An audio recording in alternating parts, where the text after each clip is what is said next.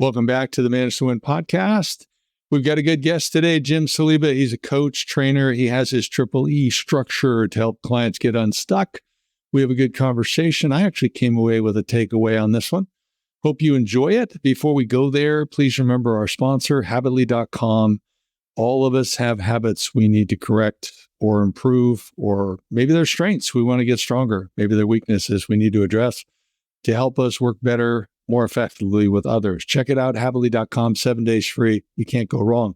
Dive in, do a few courses. But today we're going to talk with Jim. Jim's got some ideas on how to help leaders grow. Let's dive in.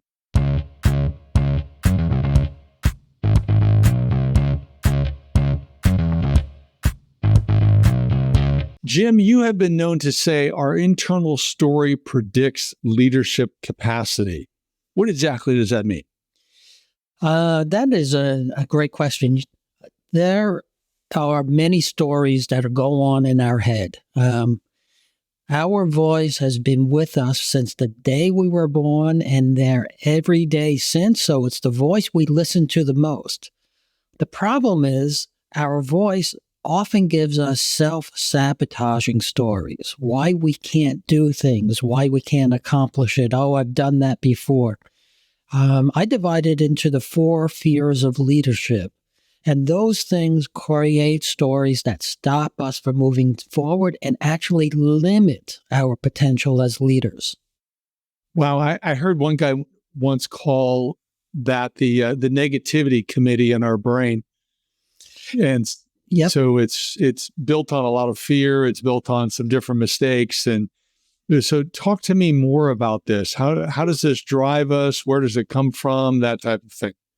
I mentioned a minute ago about the 4 fears of leadership. I call them the negativity stories for us. The first one is fear of being incompetent, or sometimes we call this the imposter syndrome. We get into a place where we don't think we should be internally, and it breaks down our confidence. The second one is fear of failure. We want to be perfect. We don't want to ever fail, so we don't do things. It stops us from talking sometimes. Fear of appearing foolish and fear of appearing too vulnerable are the 4 pieces. And it stops us from moving forward in many things. In fact, there was a article I was reading from Harvard Business Review a while back from 150 CEOs, and these were the 4 biggest things that they identified in themselves. So we're all hitting these at some point in our career. So if we're all having this negative messaging internally, and then you're talking about that's going to affect or predict leadership capacity, how do you identify these in people? How do you be aware of them so you can assess the capacity of your leadership team or individuals as leaders? Well, we see it in leaders all the time, but you see it in yourself all the time. We feel it. We understand. I have many clients who come to me at C-suite levels and say, I feel like a imposter here. I grew through the ranks and finally I found myself here. And I don't think people listen to me because I don't have the same experiences that they do. And that's a false statement that's coming in many people's head. They got there for a reason. They're good at something. They don't need to be good at everything to be able to lead an organization, a team, or anything like that. In fact, when I used to be a director or a VP, I explicitly hired people who were smarter than me, who were able to do the things that I wasn't able to do. That doesn't mean I couldn't lead them. Yeah, but then what about, you're a leader and you're finding mistakes in your leadership and you have a OCD or perfectionist mentality where you really want to be firing on all cylinders and you realize, hey, I messed up here or I missed this and I should have caught it. And that can happen like daily, the more activities you've got going on. So what do you do about that? So I talk to leaders about things like that all the time. And I say, okay, what are the things you're dropping and why are you dropping them? And we go and dig in, what are the reasonings? Well, am I doing too much? Am I not delegating enough?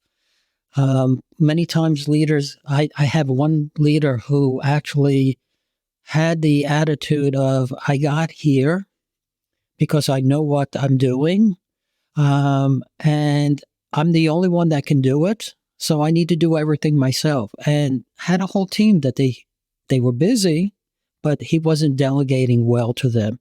And now he's stuck in doing everything. He can't look forward because he's two heads down into the day-to-day work. So how'd you get him out of that? So we started talking about what he could do. We went through options. We got him to delegate more. And there was a whole cycle of how do we delegate instead of dump and give resources and all that. But once he started delegating, his plate became clear. And now he was doing the long-term strategic thinking that he wanted to do when he got in that position instead of the day-to-day stuff that he was ended up delegating. Okay, so if I'm understanding you correctly, you're saying that you need to kind of take a step back. So you need to stop from running from meeting to meeting or activity to activity. Mm-hmm. And you need to take a step back and really think about what are the key things I need to do versus what are things that I can delegate out. Is that correct? That is correct. I mean, you could take a look at the things that you're doing on a daily basis. What's really urgent? Am I jumping fire to fire? Or am I doing things important? Urgency versus importance are completely two different things. Am I doing things important is about, am I making the company stronger? Am I leading the team down a path to be better revenues for the organization, or whatever is the needle that you want to move? If you're always fighting fires, you're not doing what's important. But those are difficult decisions. I mean, we both know that. So can you give me some examples of clients you've worked with or yourself, whatever, where you can give us more specifics? I'd like to drill down a little bit more for the audience. So, I mean, at this level, I think the audience saw nodding their heads. Yeah, I've heard that. Right. But where, and I don't know whether it applies, you've got a triple E structure that you use with your clients. I haven't asked you about that yet, but give me some more. Let's drill in. Okay. So maybe there's something that somebody connects with a little more. So you brought up the triple E structure. We use this in a way to do that step back. And we take a look at what's going on in your organization and in your life. What are your strengths and what are your weaknesses? Where are you spending your time and where you should be spending your time?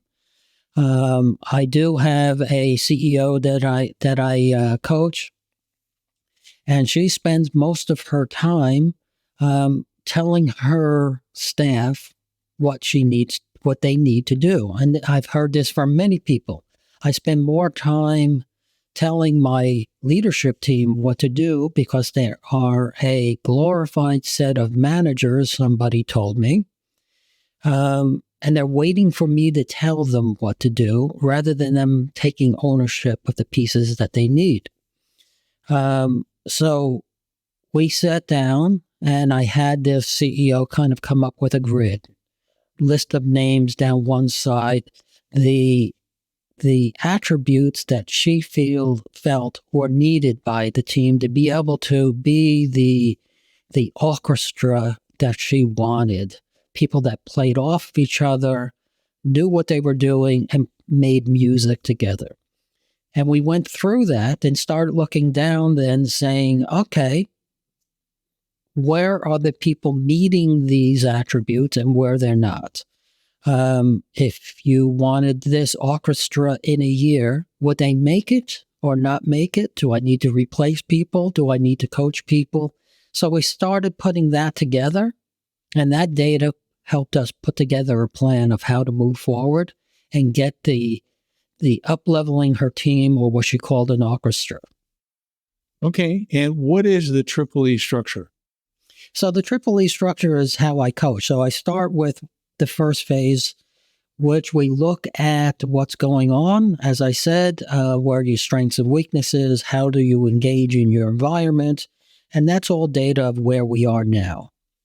The next section is what are the things that we want to fix and make better? I have a whole list of another 4 quadrants of what leaders do well, what good leaders do well. One is vision and strategy. The second one is executing well. The third one is about people and culture. Do I manage them? How do I have my corporate culture?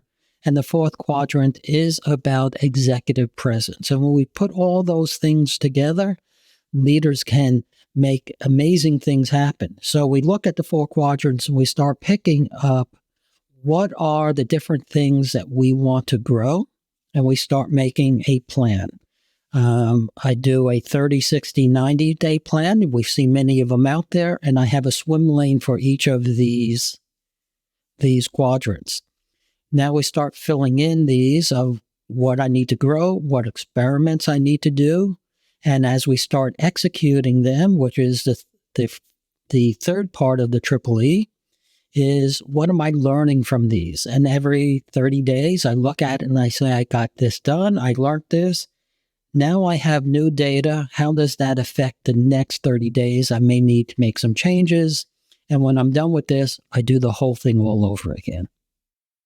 Okay, so it's a cycle. And what do you do with the stuff where there's too much and there's just not enough time? You have a parking lot or something like that? Well, yeah. So when we put together the 30, 60, 90-day plan, we look at the top things that we want to do and how we accomplish them. We can't overfill it. And that's why we allow each 30 days or 1 month to inform how we do the next 30 or 60 days that is left in that plan. Because if we filled it too much, in the first 30 days, we're starting to see, I can't do everything here. So I need to change what's coming up. So you start learning what your capacity is for doing these things to make yourself better while you're doing and running the business at the same time, because we have a lot of things going on. Yeah. Can you give me some specific examples that you've had with clients who've worked through this, where they were before and after? Yeah. So I've done this with different clients, and my clients tend to be at 2 different levels, either middle management and they feel like they're stuck in the middle of their career, because often we are promoted for our technical skills, and then we get stuck because we don't have the soft skills, the management skills, the leadership skills to move forward. So, for example, there is someone I started doing that with recently, and in 90 days, she got to the place where she got the promotion that she was rejected for 2 times before, because now she was able to show the executive presence that she was missing and the strategic thinking she was missing. But what was happening before, in her reviews, they say, you need to be more strategic, you need to look at the big picture, but nobody could tell her what that meant. Okay. And that makes me think of metrics. So what are the key metrics that you think that leaders should be tracking, whether it's on themselves or on their team or? Well, that's going to be very different for each person. But metrics do come up. And that's why, for example, back to that CEO and the attributes chart that we created, we then created metrics around how many people are we getting to the place I need them to be so I can have an A+ team rather than what we scored as a C- team when I first started working with that CEO. I think that's really good. So you created basically a scorecard. Yes. Yeah. So the scorecard is, and I've got everybody, I got them ranked. Now, what criteria goes into the ranking? Is it just subjective? Or I'm just saying, I feel this person's good, or are you saying, are there standardized criteria that you're rating each person on your team for, like they're self-starting, they're timely, they're whatever it might be? Well, we created it custom for what she needed in her people. So we went through and said those type of things and created the attributes. Are they picking up things that, do I need to tell them to do things? For example, there was something that came up. One of the leaders came back and said, okay, for now on, we're going to do it this way. And the sales team turned around and said, no, you can't do that because you're going to affect this. So the CEO said, well, did you talk to each other first before coming up with a new rule? So in her scorecard, she put, how well are we collaborating? Are people collaborating with each other? So we put together a scorecard based on the attributes she needed for her team. Okay. Well, I like that. And how often do you score your people? Is that weekly or monthly? Well, what she was doing it is kind of looking at it every 30 days, monthly, so that way she could see the progress that she was doing, that she could track herself. Because one of the other things we started doing is, how does she coach her people? How does she tell them what her expectations are? And we started looking at realigning how she does one-on-ones. Okay. She used to do it with, basically, it was a status meeting, individual with each person. And she did also have a status meeting once a week with the whole group. So she would hear the same thing over and over again from people. We really turned it around and made the one-on-one the employee's job rather than hers. She schedules the first one. All after that, it's up to the employee to schedule it. She created the agenda for the first one. From there on, the agenda is up to the employee, her staff. And she asked for a copy of that agenda 24 hours before the meeting so she can be prepared for it and do anything that she needed. And she created it more of a coaching session, asking questions rather than going over status. And it also gave her a place to talk about what her expectations were of each individual person, to work better together, to collaborate together, and things like that. And then one question the audience will have is, well, when was the statuses discussed? Was that a team meeting or separately? Right. Then the statuses are discussed at the team meeting. So now what started happening is that each individual got up to present their piece and how they worked with somebody else on the team, got things accomplished. But in the background, which I didn't talk about, she started putting metrics for the whole company. Each person had to have metrics of how they're feeding to that, kind of like you use the term scorecard. There's the concept of a balanced scorecard from a book, Norton, and we put that together. So now her staff is talking about not only status in a silo, but a status and how they're contributing to the company. Yeah. No, that sounds great. And how often did she have her one-on-one meetings? Her one-on-one meetings, she was doing them weekly anyway, and they were long, 30 minutes or sometimes an hour apiece, and now they ended up being down to 15 minutes apiece. Okay, and the employee drives the agenda. So what do you cover in 15 minutes as an employee that's going to be important to you? Well, most of the time it's, what is it that I need to do? Is there something blocking me? Is there something I need from you to help things happen? Is there something that is going on that I can't clear myself? Right? So it's more of a 15-minute coaching session. Sometimes it runs longer, but it is much more input, real input of the status of the health of my team rather than status of the work I'm doing. But it seems like, so I'd like to debate it a little bit here. So, when I've coached clients and when I manage people myself, typically I've found that a 45-minute one-on-one is very effective. because it gives us an opportunity to follow up on our commitments that we made in the prior meeting. It allows me to work with the individual and confirm they're doing the things that I want. It also provides adequate time for them to bring up some topics. Right. And through the process, or in addition to it, if there's extra time, which there's usually not, I'm developing and coaching and working with the individual. So when I'm here in 15 minutes, I'm thinking, I don't know how, I realize you can kind of nail something in 15 minutes. Right. But it seems to be missing some other pieces I feel are really critical on a weekly one-on-one. Well, okay, so when you did those one-on-ones and they were 45 minutes apart, how often did you do them? Did you do them weekly or did you do them? I do them weekly. Monthly. I do them weekly because I'm really developing people and want to keep them on track. And I really try hard to keep them at that 45 minutes, maybe 50 minutes max, because I may have another meeting and I'd like to have 10 or 15 minutes before I've got the next one. Right.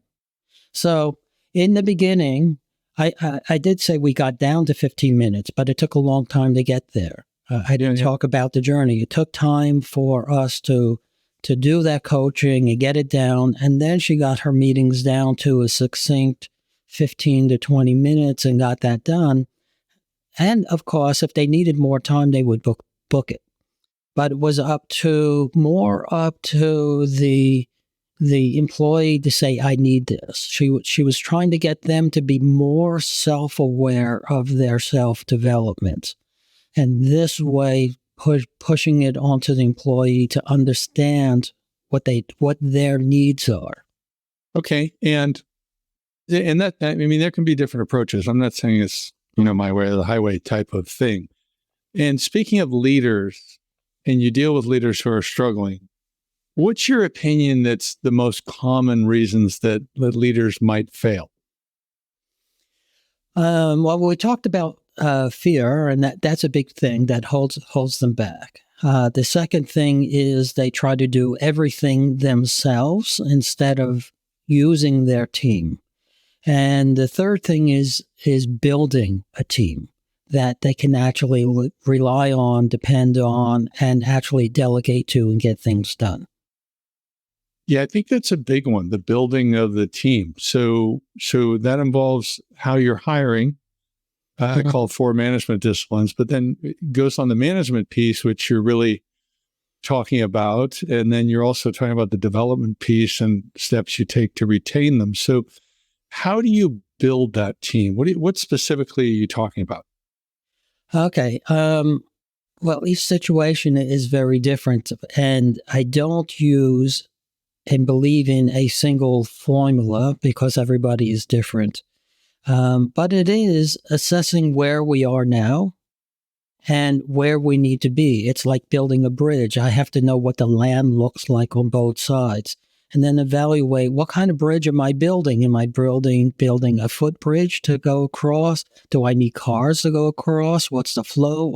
Or trains going across?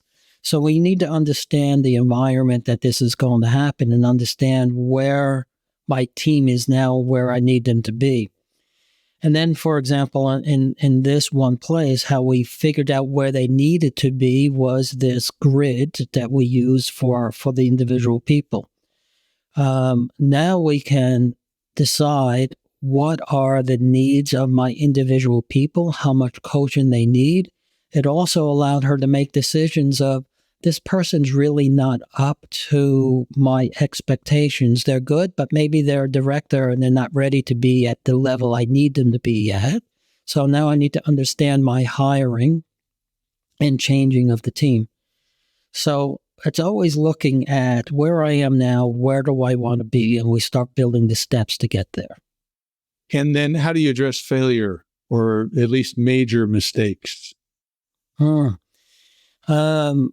Major mistakes are going to be difficult. You need to leave room for people to make mistakes.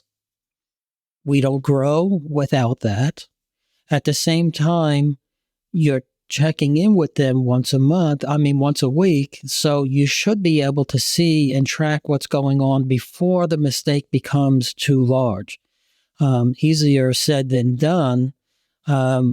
some things will still happen. As we do know, the environment can change around us instantly. If anything, if COVID taught us anything, it's that. So now how do you get people to do things around that? We need to allow for mistakes, be patient, correct them, and if they happen too often, then you need to make a change probably. Okay. All right. Well, if people want to learn more about your Triple E structure and other teachings that you have, Jim, where do they go? How do they get in contact with you? It sounds like I really in particular like the concept of the scorecard where you're rating your team. I kind of would probably want to do it on a weekly or biweekly basis, kind of just update things and really think about things. But where would they go to learn more about what you're doing? Well, there's a few places. First, I have a book out that's called the 6-Step Leadership Challenge, which talks about some of this. You can get that on Amazon.